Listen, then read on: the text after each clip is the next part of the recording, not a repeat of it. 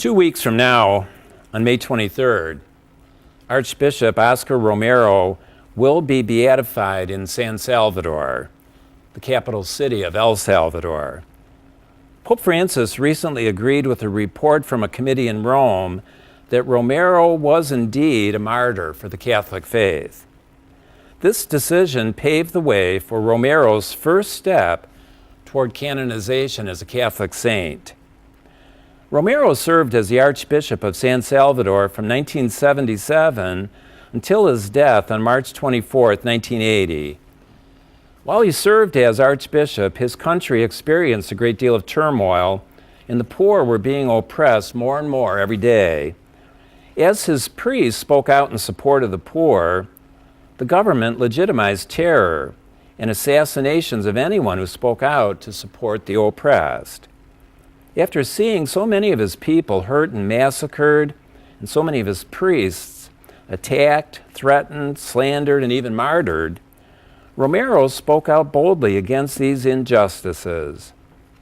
He knew that in doing so, he might meet the same fate as his priests who were martyred. He told a reporter, "I've been threatened with death. If they kill me, I shall arise in the Salvadoran people. Let my blood be a seed for their freedom."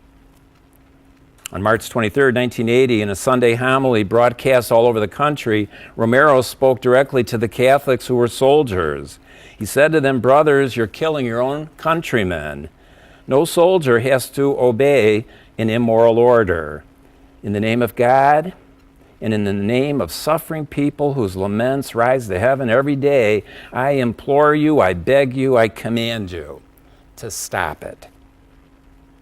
On the following day, as he was celebrating Mass for some sisters in the Church of Divine Providence, a few miles from his simple home, an assassin entered the back of the church and shot the Archbishop as he was saying his prayers at the altar of God. Romero died a few minutes later. On this sixth Sunday of Easter, as we come close to ending the sacred season of 50 days, celebrating our Lord's death and resurrection, St. John's Gospel and Archbishop Romero's life and death reminds us no one has greater love than this, to lay down one's life for one's friends. Jesus laid down his life for us, and Romero did the same for his people. Like our Lord, he was a good shepherd who laid down his life for his sheep. 9 months after Romero was martyred, 2 of our own Cleveland missionaries, Sister Dorothy Kazel and Jean Donovan, along with their Maryknoll companions, met the same fate.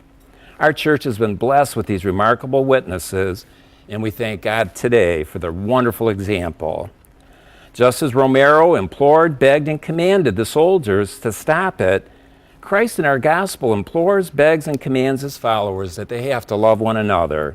It's not a suggestion, it's not an option. Note how he states, "I command you, love one another."